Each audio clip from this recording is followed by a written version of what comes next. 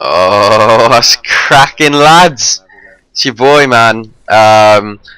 Thank you so much for the feedback on the last video, guys. This means a hell of a lot to me that you guys would take that much care into it. If you could possibly like this video straight away again, you're doing me huge favors. I really appreciate it. It makes me making videos relevant. And I appreciate it. So let's keep that going. I wanted to make a commentary today on comparison to Gears of War 2. I wanted to make it on the patch update, the 20th of November patch update, which was yesterday. My experiences with that, and I just want to go through a few things with you guys because I think this commentary is going to be quite relevant. I'm going to start with the Gears 2 thing, guys. Right, when I don't know if you guys knew this about me. You probably didn't, but I was such a competitive Gears of War player. I mean, when we talk about Gears of War, like, I was watching the MLG events in like 2008. You know, like, this is how much I loved the game, dude. Whether it was like knowing the glitches on Gears of War, like, I was into it. It was, you know, blind firing, pop shot, and 1v1s on canals. Like, you guys probably have no idea, like, right now, but I was so excited for Gears 2. I was more than excited. I was probably more excited than any other release of a game at that point. I remember just in pure love with the game. Like, I loved everything about it. Wall bouncing, just the maps. I loved the maps. And Gears 2 got released, and it was the worst launch I've ever seen for any game in terms of online play.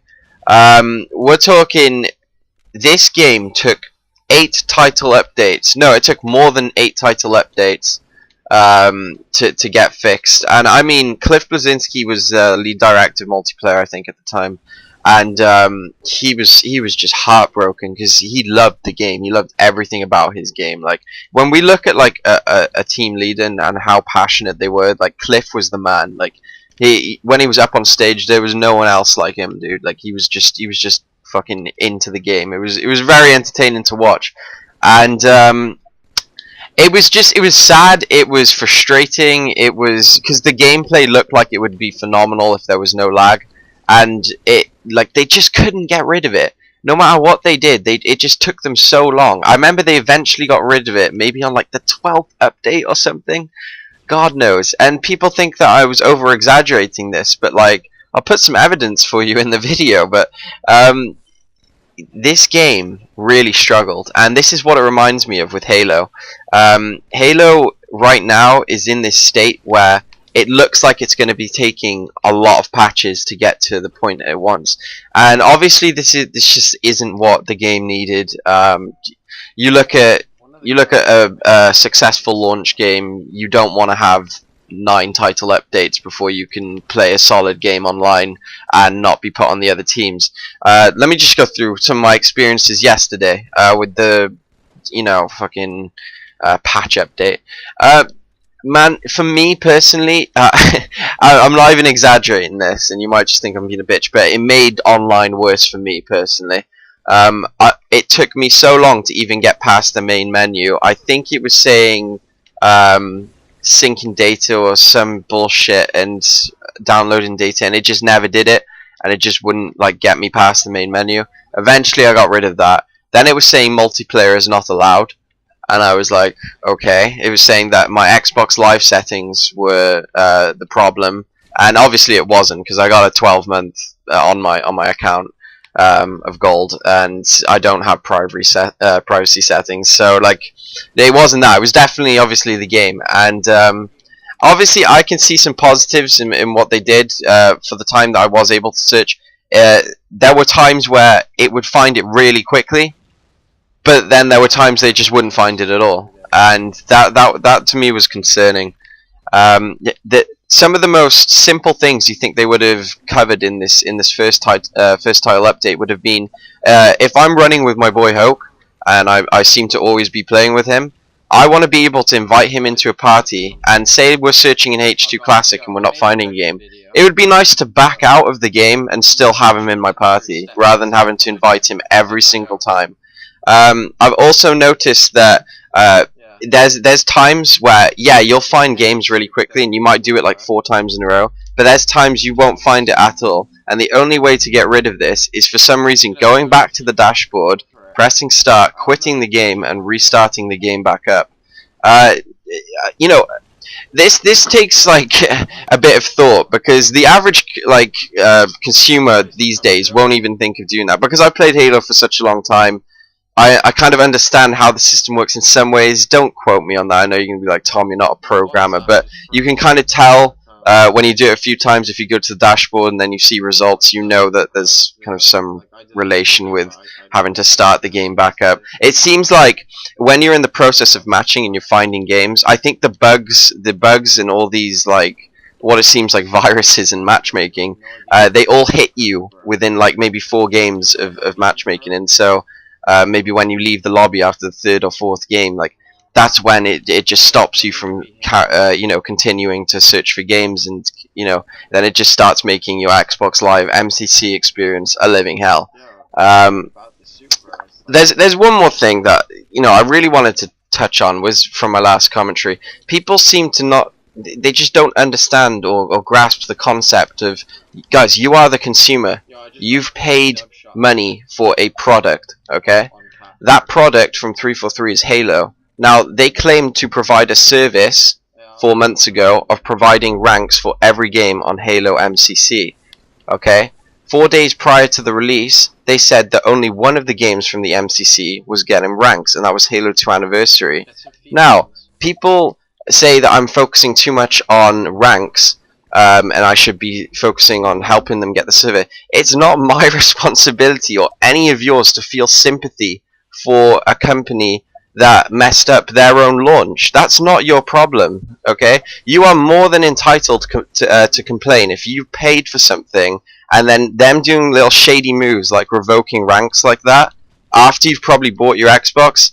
It just kind of isn't acceptable, and I think a lot of people feel the same way looking at the likes on my video, you know.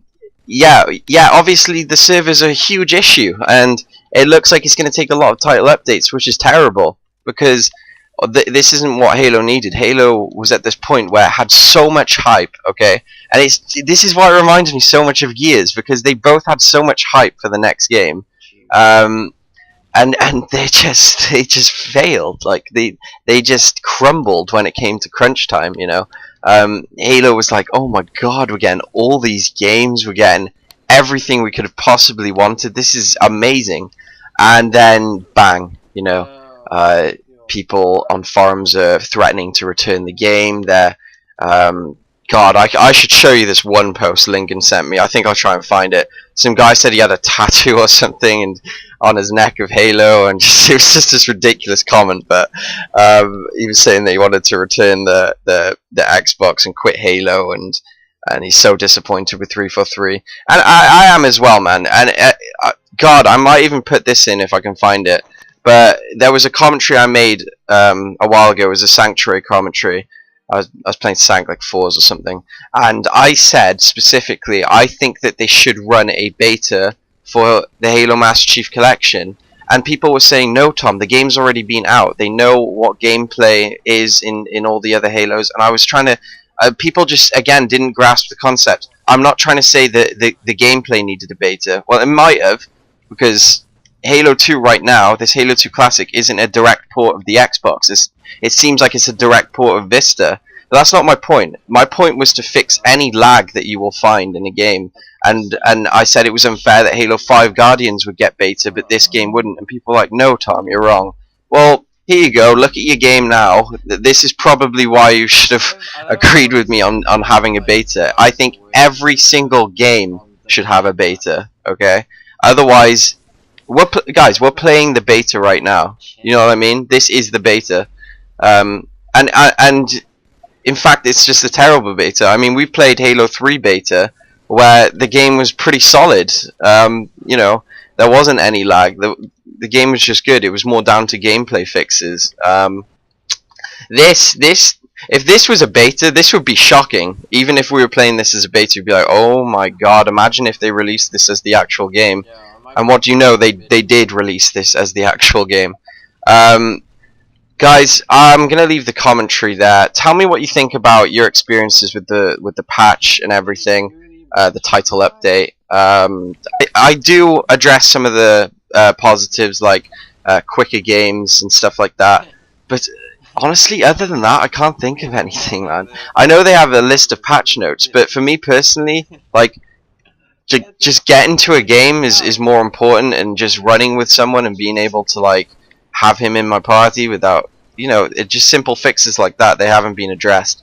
Again, if you could like the video, if you haven't subscribed or anything, go ahead and subscribe. I'm probably the most, like, real person you'll talk to on YouTube, like in terms of, like, telling you the truth about things. I know a lot of other YouTubers that speak a lot of bullshit, and I'm not going to name anyone, but that's just my personal opinion. They're kind of like compliment a business for no fucking reason. But guys, this was Tom. I hope you enjoyed the commentary. Peace.